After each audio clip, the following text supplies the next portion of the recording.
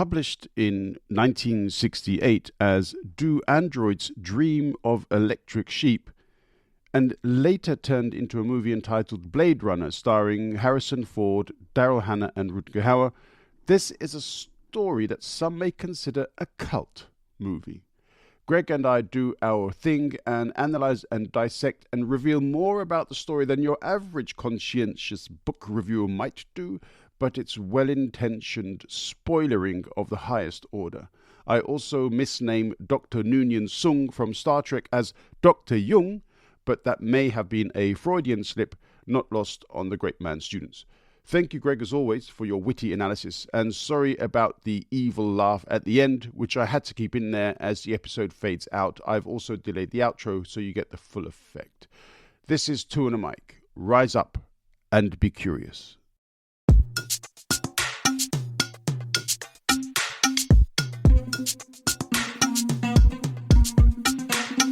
Don't wait your peck, kuduelo mabiro TwoandaMic. Don't parodit kod jok mawuoye TwoandaMic.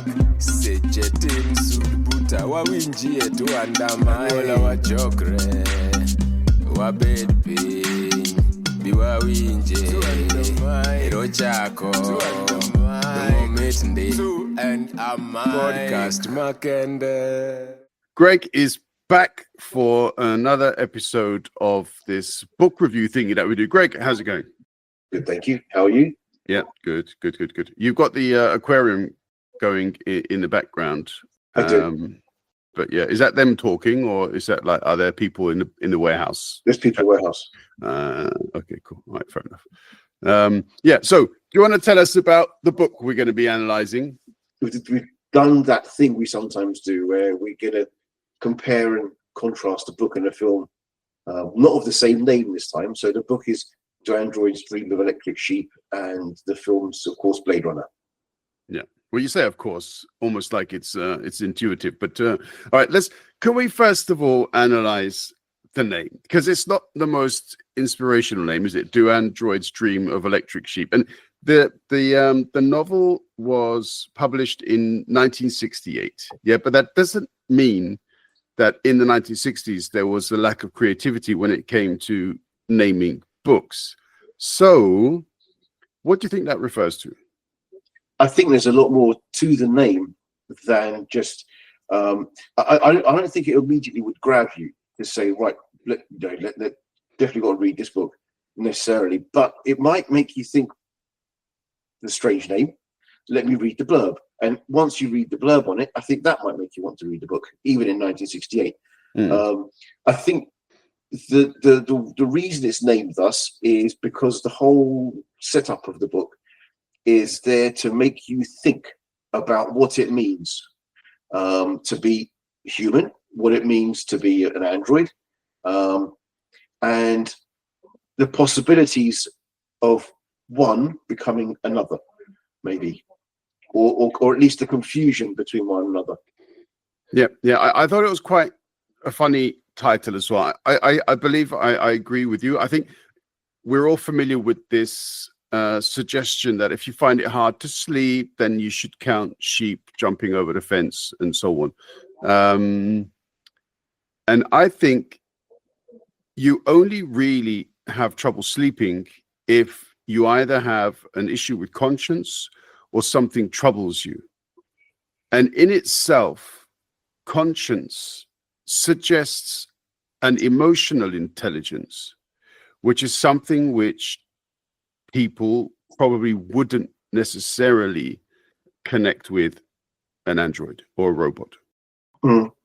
I can see that. Yeah, no, I agree with you. I think also it asks the question that if you accept that an android can dream, has it already gone beyond its programming? Is it more than just an android? It kind of relates a little bit to the Turing test, doesn't it? That whole thing about how can you tell the difference between a human and an android? So the Turing test famously is a set of questions which if you'd be able to ask a human and an android, would an android be able to pass? So that the person listening on the other end would not understand whether it's an android they're speaking to or a human.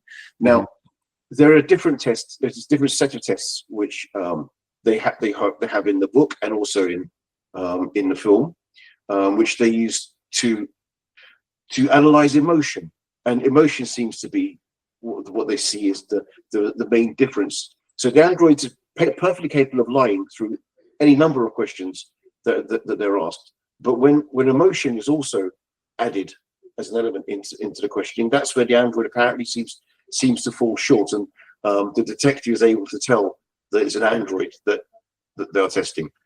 Yep. So I thought that was an interesting concept. Definitely. I mean, we've probably started at the wrong point, even though it's the title and it's what people would pick up, but then we've kind of jumped into essentially what the book is. So let's talk about the book, sort of like the plot or where it starts and some of the main characters, and then people will be able to pick up on exactly what we're talking about through that introduction. So do you want to introduce the book then? The book itself is the setup is you've got a detective stroke Blade Runner, and his job is to retire or kill androids who have escaped from the Mars colony or whichever colonies they've been assigned to work. They're basically used as slave labor in this existence, in this world. Go ahead. Can we also point out that this was supposed to have occurred at a certain time? This is supposed to be 1992. So by 1992, which in a later version, this was extended to 2021. But in the original book, what the author, Philip K. Dick, said, or in this case wrote into his novel, was that there will have been a nuclear war. Yeah. Okay. And on the basis of there having been a nuclear war, humans had developed colonies on other planets. One of them had been Mars. And that's why these 6 renegade robots or androids have escaped Mars and are now living on Earth. And therefore they need, I presume this is quite a regular occurrence, and that's why they have an entire career set out for individuals called Blade Runner. Yeah. So the Blade Runners are out there to intercept and retire escaped androids. So in the book, at least, not in the film, but in the book, Rick Deckard is the Blade Runner that we meet. He's married. That's the bit which is different.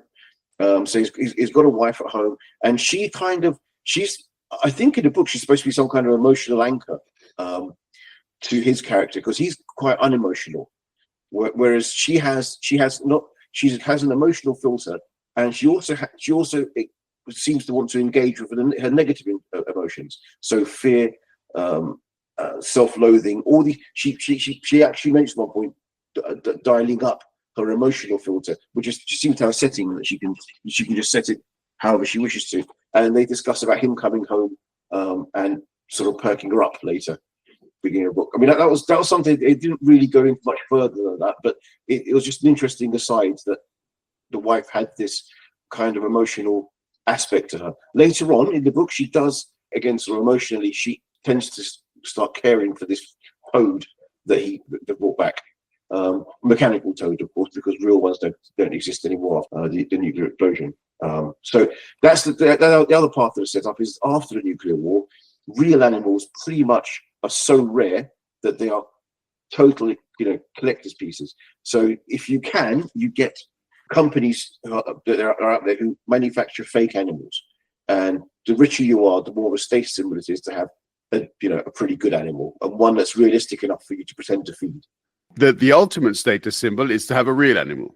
Yeah, but they are so expensive. They're extremely expensive, and that's also one of the reasons why Deckard is so willing, as it were, to risk his life, because he wants to buy a real animal. A real animal. I mean, again, this is one of the main plot lines that doesn't come through in the film at all. You do see an owl, which is so realistic when he visits a Tyrell Corporation. That this owl's brought into focus, and he says, "Wow, that must be really expensive to have such a realistic owl." But it's not. This whole thing of all running throughout the book is his preoccupation of having to make all this money. That's why he's doing it. That's why he's gone for this job, this risky job, to try and end these androids who are much stronger than him, much faster than him, could clearly kill him at any time. but he needs the money to get, it's his entire justification for doing what he's doing. Yeah, but I think in the book he wants to buy a real goat. Yes, which he can feed real, and it has to have. Then he has to pay for food, and he has to pay for maintenance and so on. We won't talk about what happens there after the goat, but isn't he wants to collect $6,000 or whatever the units are, so that he can afford to buy this animal. Yeah. What he actually has is an electric sheep, yes, which exists on the roof, and everybody thinks that it's a real sheep.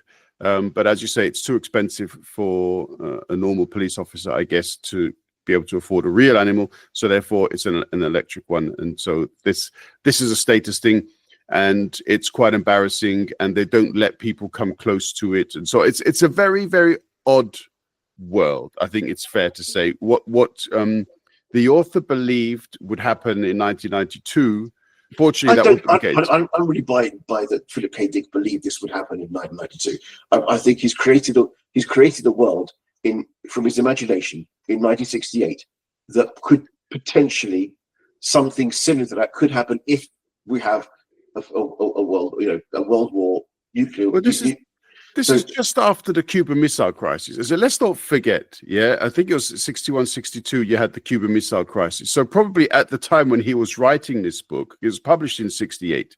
So either around the time that he was writing this book or just before he started writing the book was the Cuban Missile Crisis. Mm-hmm. And so therefore, and also 1960s is unfortunately the decade of assassinations. So therefore some serious political instability around the world. So people perhaps looking at it from that perspective, for them, a nuclear war was not very far away. Oh, no. No, so I remember I would be surprised. When we were growing up, the nuclear war didn't seem that far away necessarily at times. But we didn't. See, what's funny, it's another thing that's funny, we never did lessons in school that we'd have to hide under the table. I know people who were born on the other side of the Berlin Wall in the 80s, and 70s and 80s, they had to actually take lessons for what to do if there was an attack. Mm-hmm. And so therefore hiding under tables and stuff like that, which is quite interesting. It is interesting, but I'm not sure how effective it would have been, hiding under a table in nuclear. No, that's true. That's true. I'm not sure whether or not they just simply try to say to kids, you're on your own. But if you hear the missile alarm, as it were, ring, then this is what you got to do. But I understand what you're saying. I just think probably here the understanding was, if you hear a nuclear bomb, you just say your prayers. Clearly, that's what I think would have been the reality of it. But I mean, just to bring it back then. Okay, so I actually think that Philip K. Dick thought, okay, do you know what? Within the next 24, 25 years, I think there is going to be a nuclear war. And if there isn't, who gives a shit? I'm going to put it out there. And I think that's... I think he's agreed. He probably thought to himself, how he may have had the idea for this book and thought, what sort of world do I want to set it in? How can I describe a world which this kind of scenario might fit? And so he's probably come up with, well, there is a possibility of a nuclear war, and if we have a nuclear war with nuclear winter, what's Earth going to look like? So he uses imagination to come up with a feasible planet and a reason for that in order to fit the narrative of his book. And also another thing we should mention is, and we were just talking about it off mic when we were discussing TV series, and you mentioned For All Mankind, the 1960s was also the time of the space race. Yes, absolutely. That's key. I think that's also key to it as well. So the fact that, and of course, he's imagined that by 1992 we've reached Mars. Of course, and For All Mankind does that too. You know, we get to Mars, and of course the difference is the people who wrote For All Mankind, I imagine, already knew that we didn't get to Mars by the 1990s. So it is interesting that in 1968, or whenever he wrote the words, was a possibility in their minds that, you know, once the moon's established, shortly thereafter we'll be able to grab Mars. Of course, the difficulties of getting to Mars mean that's not going to happen for a long time yet. No, but this is the premise that I really like about For All Mankind. Is we don't want to go too much off track here, but I like the fact that what they're saying is the reason why our adventures in space came to such a sudden end was basically because we'd won the race. Is it the West theoretically had won the race, and therefore the Soviet Union was so far behind. They were so underfunded that there was no point really pushing ourselves, and let's just forget it, guys. And then it just basically fell by the wayside on when you think that most of those funds which would perhaps have been spent on developing space programs were then invested in the Vietnam War and further, I suppose, Cold War related activities. So, I mean, I think that premise is actually quite interesting in For All Mankind, that they're saying, but actually, the race element, was in effect because we had to always get one up on the Soviets or on the communists, and I really like that premise, if you know what I mean. I think that was very true. It is very interesting. I mean, let's not get too far into discussing a different show, which is maybe for another time. But indeed, but I agree with you on that point. That it takes it into an interesting place. Had the West not won, or the US not won the space race to reach the moon, would then Mars have been seen as the next attainable goal? Yeah. But then it also speaks, I mean, this little sort of sortie into For All Mankind also allows us somewhat to get into the mentality of Philip K. Dick, because in the 60s, it seems that the creative types fully expected over the next 2 decades that the space race would perhaps have developed in that kind of a direction. And so therefore, to have a colony on Mars was a possibility for them. Yeah. I mean, but perhaps the intricacies and differences of getting to Mars, time-wise, nothing else, wasn't something that they could conceive at the time. Perhaps in the next few decades, who knows? They will find a way to get humans on Mars. I have no idea about that, but well, let's not forget that Elon Musk had promised his Mars One project would start in 2015, and that they would land on Mars this year in 2025. And also, let's not forget that NASA had promised that their Mars colonization mission would start in 2025 and arrive in 2035.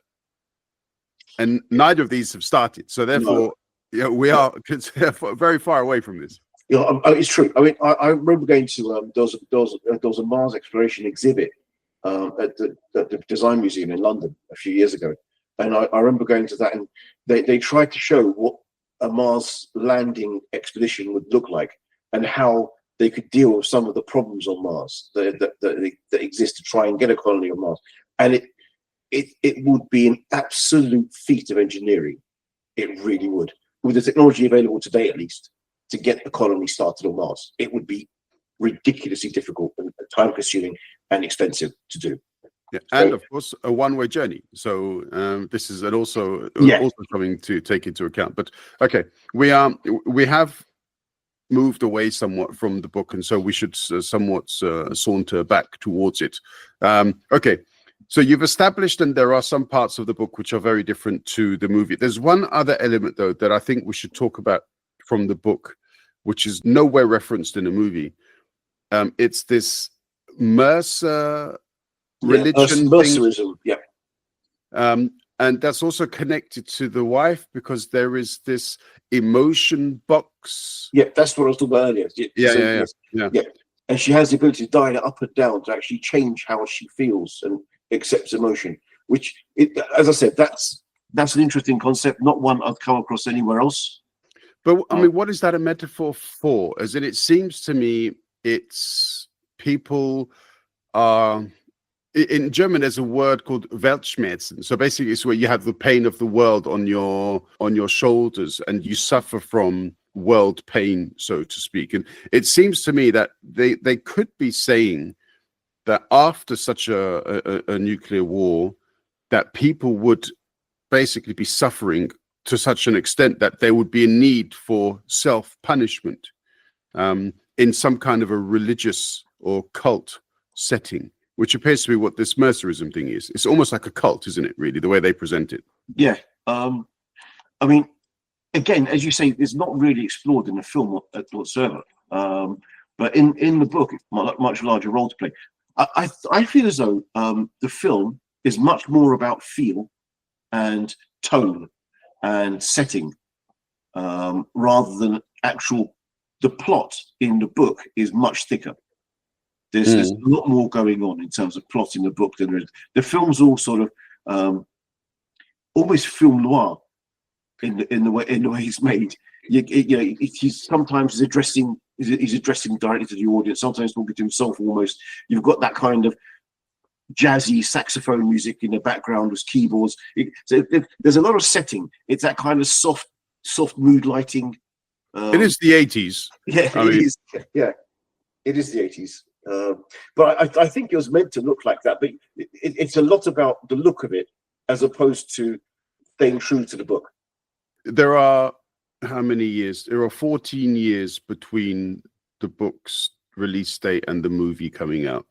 So they definitely had time to think about it if they wanted to. I kind of feel when I was going through the book, I thought to myself, there is hardly any action in this book. It's a lot of self-reflection. There's a lot of argument, debate, recrimination. There's a lot of theorizing. There's a lot of talk about mercerism and so on. But the actual scenes where somebody dies is over almost before it begins. As in, it feels like one page and boom, the killing part is done. Whereas in the movie, it's the other way around. Absolutely. There's hardly any theorizing. You have to really read between the lines to try to understand the little symbology. I mean, you mentioned the owl. Okay, that was quite obvious. But again, it doesn't really go into too much detail. In the book, it's a real owl. Yeah. But there's a long conversation about it. Yeah. It was something that he couldn't get over about just how much it must have cost to get this out. He's gone to the Tyrell Corporation. He must know these guys are worth loads of money. So if anyone's going to have a real owl, why not them? And the owl becomes a part of the sweetener for him to take on the role because he doesn't want to do it. You know, so there is that significant element in the book, which is, as you say, it's not even mentioned. I can't remember whether or not you said it or not, but in the movie, he doesn't have a wife. No, she doesn't have a wife. No. Yeah. So that's also different. Yeah. In the movie, they made Rachel, who's the android that works at Tyrell Corporation, doesn't know she's an android. In the film, so she's his romantic interest, that Rachel, the android. But the book itself, and also the film, I believe, asks the question whether or not Rick is himself a human or also an android, and he doesn't know it. So at one point in the film and also in the book, Rachel asks him directly, "Have you tested yourself with this test?" And it just leaves it out there as to whether or not he himself is really a human or an android. I'm kind of struck by the meaning behind that question because obviously, as the reader, we kind of believe he's a human. And why would you even ask that question? For us, of course, he's a human. The whole movie or the whole book is written from the perspective of this person as being a human. But I get the meaning behind that being, who cares? What's the difference? Just because you're a human doesn't necessarily mean that you have more of a right to life than I do as an android.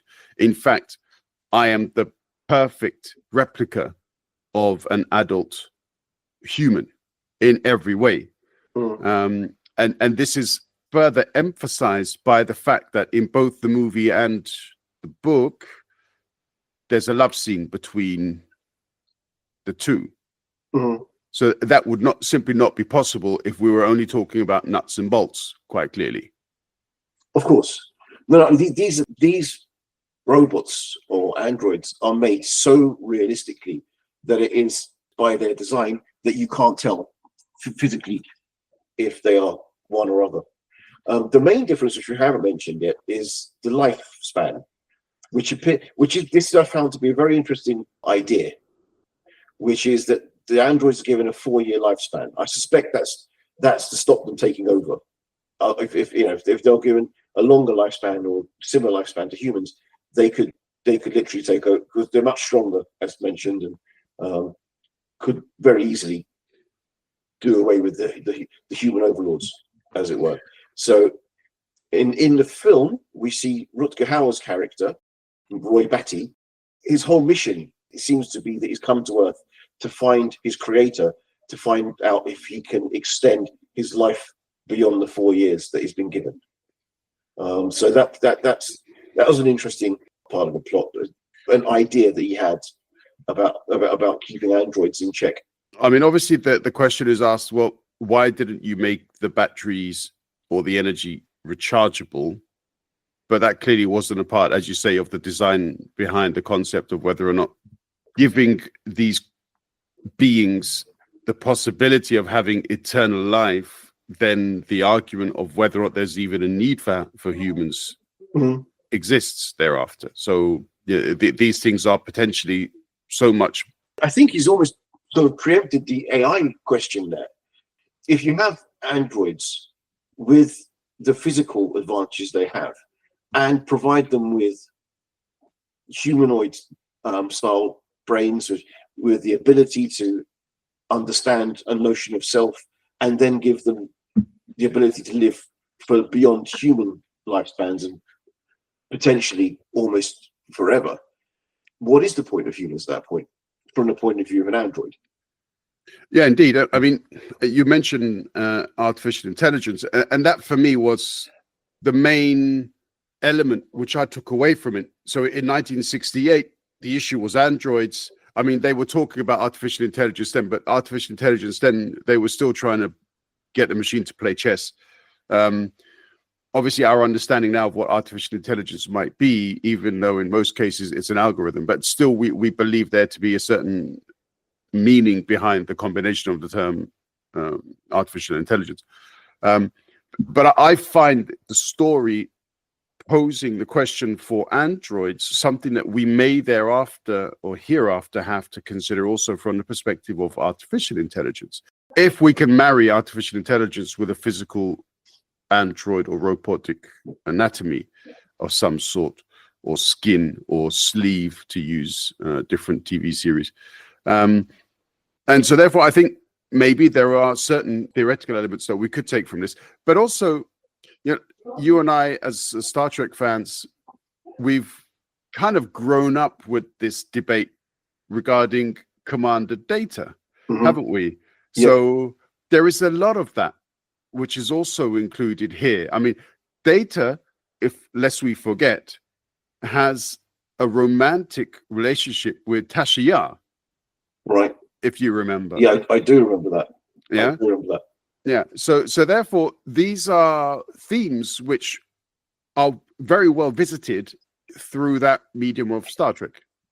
But of course, this would have been written already before the Data character. So perhaps that's with some foreknowledge that Data's storyline developed as it did. I don't know. That would be interesting to find out. But I hadn't really given that much thought, if I'm honest.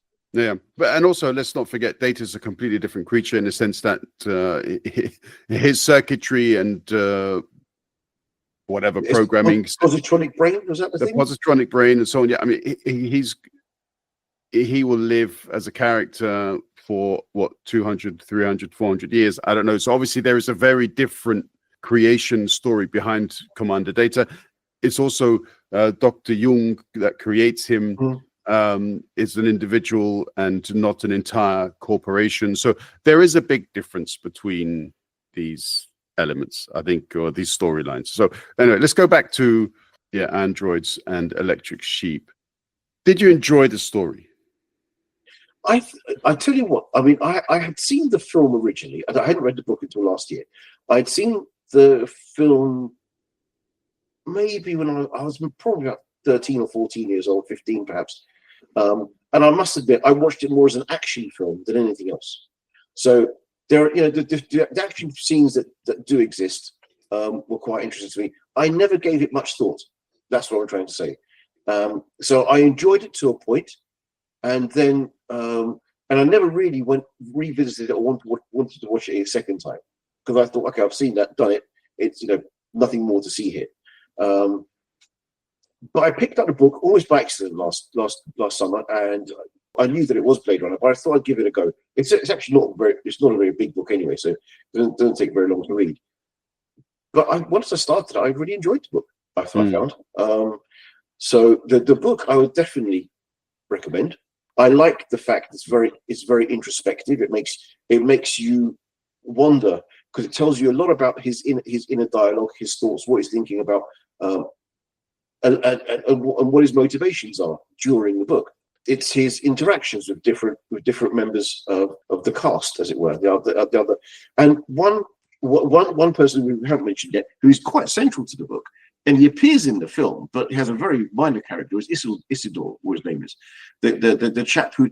So you have this character who he's not the brightest tool in the box. Let's put it that way. So he has some mental issue, which means that he's considered to be not bright enough to take part in normal societal jobs.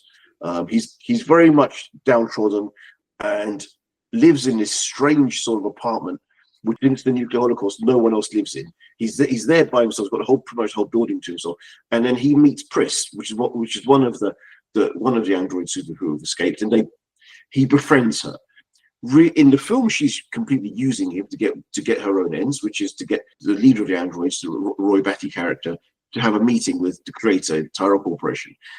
That's not the same relationship in the book. In the book, there seems to be much more of a sort of protective friendship going on there.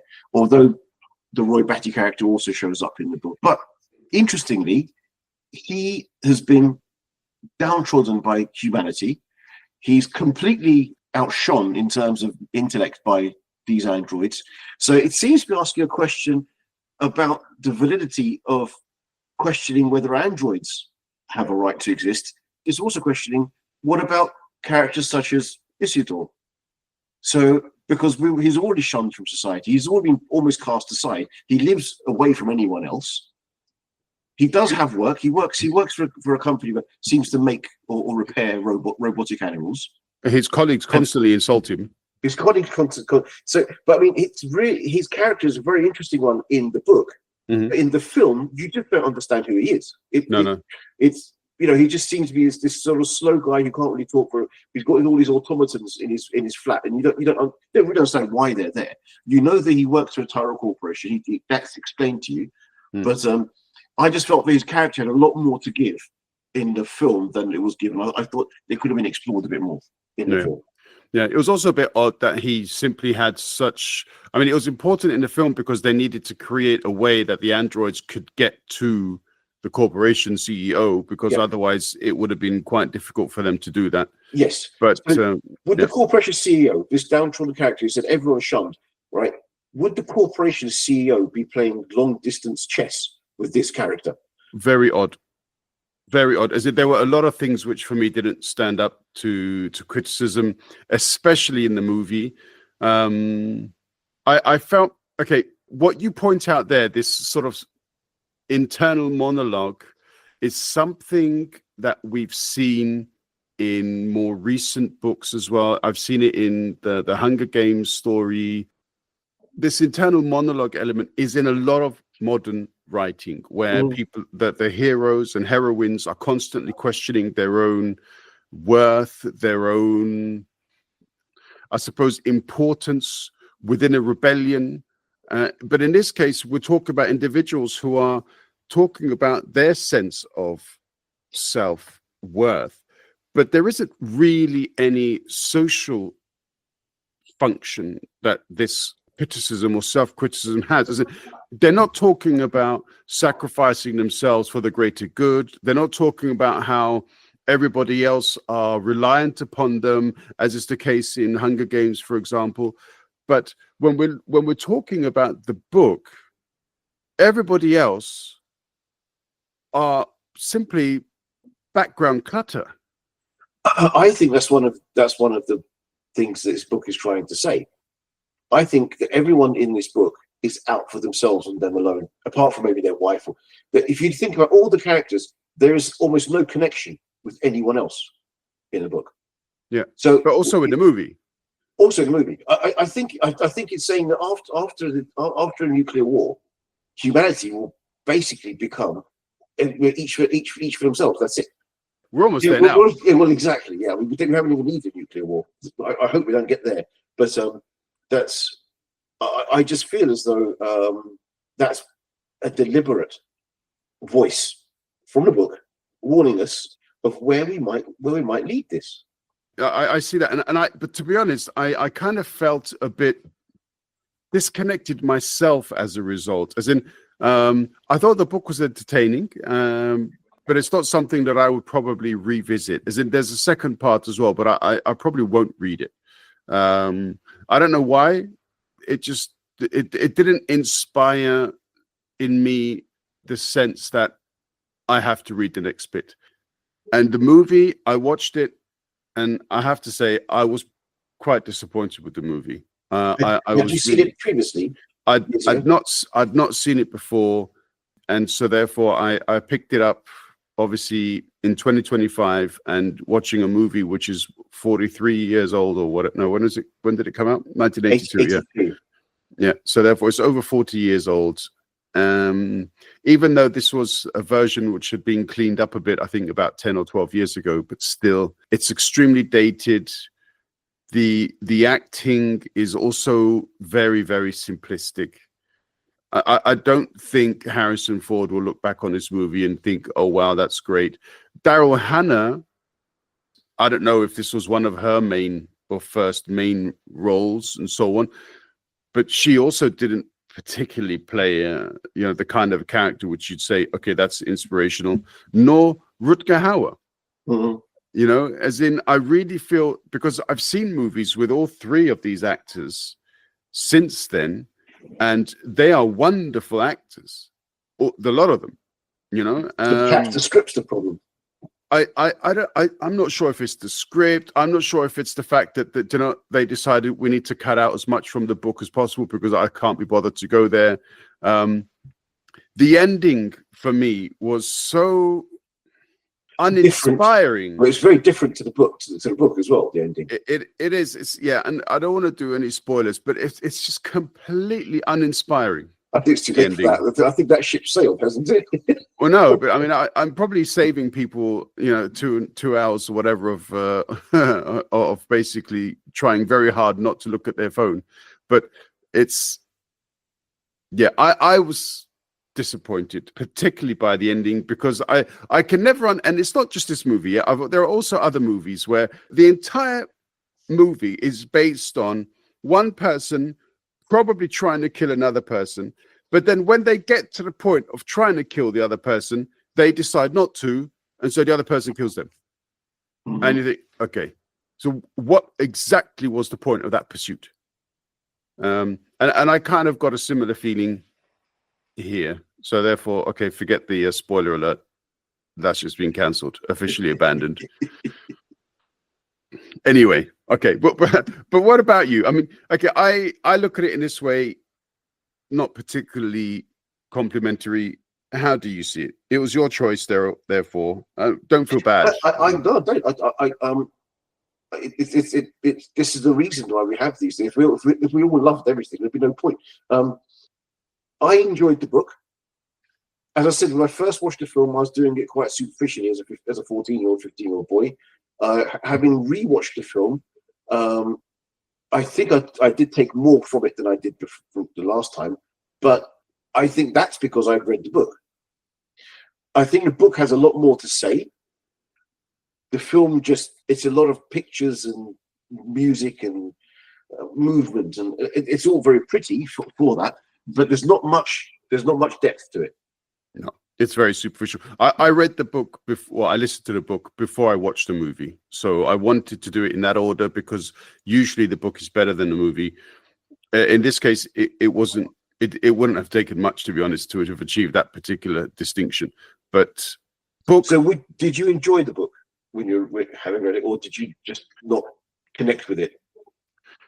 I think that there are a number of elements within the book which could have been further pursued.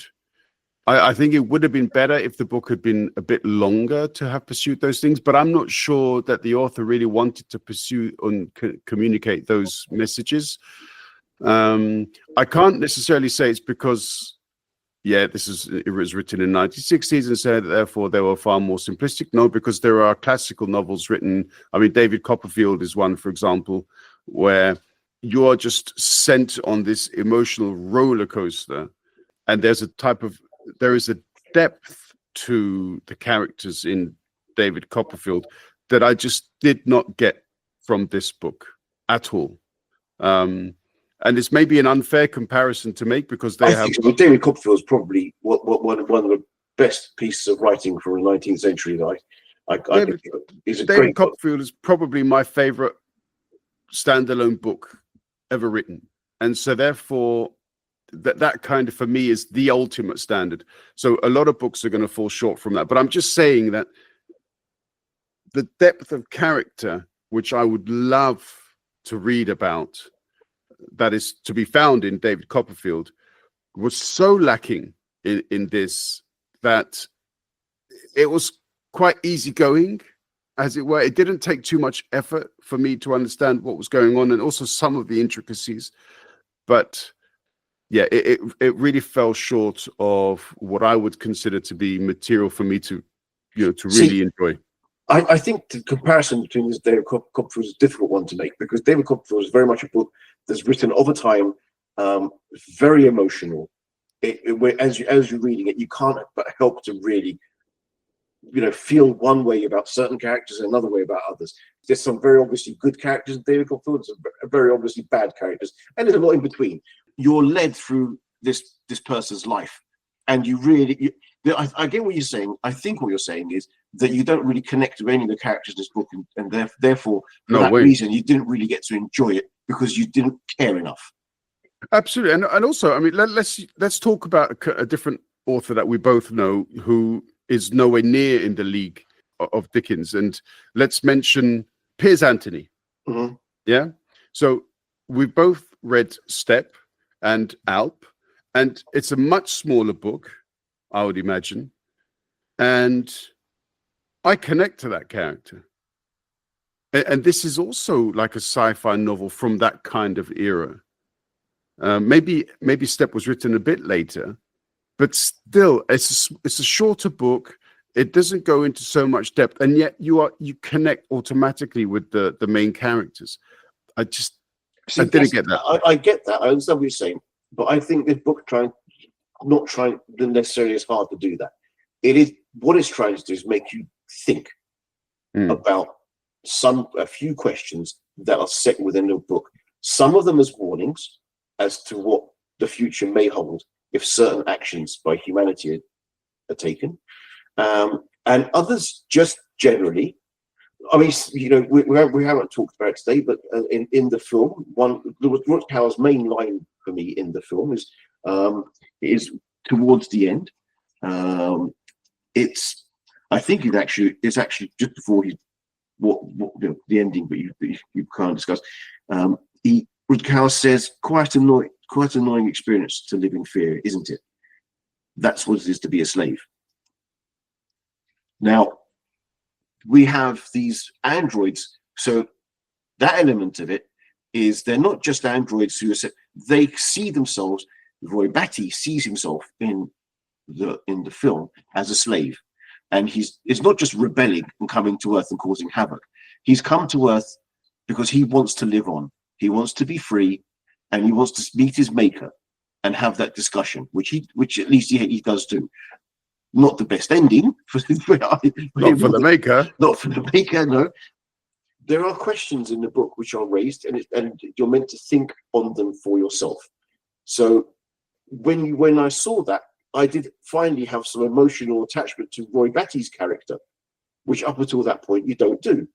True. Because you don't really understand what his motivations are. Why is he here? Why are they doing all this? But through the scene where he meets Mr. Tyrell, and subsequently towards the end, when he and the main protagonist get together, and this The scene ensues as it does, and he ends up actually saving his life, knowing that his is about to expire. It's actually quite. I found that quite an interesting way to finish that section of the film off. Yeah, I think that was the only part of the movie that actually resonated with me. And in some ways, though, that's also a source of disappointment. Because at no point through the movie did you feel that that's where this character is going. This character was always presented as some kind of evil overlord. I think it's a plot twist they've put in the film. I think that's their. I'm hoping that that's there because that's how the director wanted you to see it. Well, he wanted you to identify with what was an obvious good character, bad character situation right up until the very last moment, and then he pulls out. Well, that's not what's going on here. Yeah, but then also in the question of Harrison Ford's character, Rick Deckard. I mean, it's at that point it's bad character versus bad character, isn't it? Yeah. Throughout the book, he's questioning his own motivations and his own behavior. As I said, I preferred the book by some distance to the film, but I thought both had interesting points to make. I just wish the film had a little bit more substance behind the cinematography and the music and all that. That's my one regret there. Cool. Okay. As I always ask, would you recommend the book to somebody to read? Only if they enjoy sci-fi and or have an interest in AI. Then I think they could find the concepts. As you said, there are better books out there as just general reads. There are better books out there. There are better sci-fi books out there. Definitely. If what you want is an emotional roller coaster, especially if you want something that's going to take you along with it and make you feel as though you're involved, this doesn't do that. You're disconnected from every character in the book and the film. You never feel as though you're really rooting for anyone. So from that point of view, it's probably not for everyone. But for people who are interested in AI and thought-provoking questions that may raise, and for those who like sci-fi, I do think it's an interesting read. It doesn't take that long because it's not that long a book. Fair enough. Cool. Yeah, I'll more or less go along with that. I think you're right, definitely right to point out as well that there are other books in the genre which I would likely point people towards before that one. I'll leave my criticisms there. Okay. For the next one then, Greg, you've got a very interesting option for us. Yeah, I mean this was supposed to be your turn, but you've kind of let me take it, and I'll do so. So it's called Crooked Cross by Sally Carson. Very good. Okay, so I will make a note of that here so that I can get through that as well. Yeah, I'm not sure how long it will take us to get through. Have you read it already, or is this something that you're going to read? I've literally just started it. Oh, okay, that's good. It's an interesting concept, I think. Okay, cool. All right, yeah, good. In that case, then I will get onto it as well at some point. I'll probably wait a couple of weeks because you not as quick as I am when it comes to getting through these things. Are you reading it though, or is it an audiobook? This is an audiobook. Oh, okay, so yeah. Greg, thanks a lot, man. Even though it wasn't really a book for me, I'm actually really happy that you recommended it because, as you said before, previously we've liked almost every book that we've read, and it comes to a certain point where people may listen and think, okay, you just like books, so what's the point? You're just going to like everything that you read. So I think it's also nice to show that actually, no, we're not quite as simplistic as that in our assessments. And so therefore there is a bit of variety. And I thank you for that. Thank you. If I may, I'd just like to finish with what Roy Batty is told by Mr. Tyrell, which is when the reason that he can't extend his life, he whose light burns twice as bright burns for half as long. Yeah, and that can also be used to illustrate also the lives of other luminaries who have existed in the arts and crafts and Indeed. I don't suspect that's that quote was made by Tyrell or indeed Mr. Dick, but it was just putting it to Roy Batty as the reason as to why he's going to die within 4 years of coming into existence. That's his justification for it. Thank you also for reminding me that there was an endearing line that was introduced at the end of the movie. I'd completely forgotten about that. So, Greg, thank you very much for your analysis and also for sacrificing your time to have a conversation with your brother. So, it's a hard life, I tell you. All right. Yes. Yeah. Yeah. All the best to you, bud. And yeah, speak to you next time. It's a goodbye from me.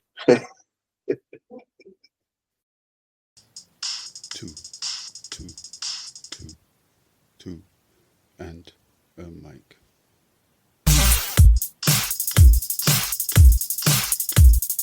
Two, and a mic.